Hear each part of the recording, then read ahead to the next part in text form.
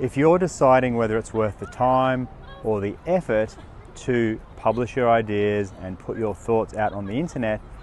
from a marketing standpoint, then you really need to factor in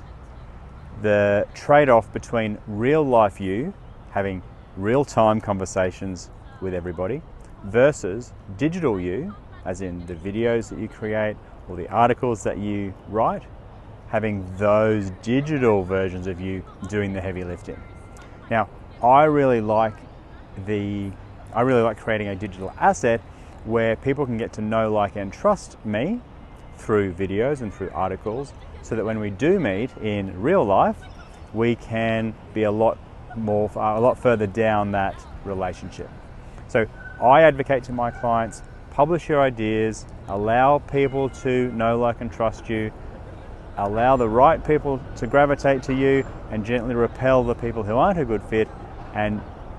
all that time and effort you put into your marketing is going to pay dividends, because real life you is free to do higher value work,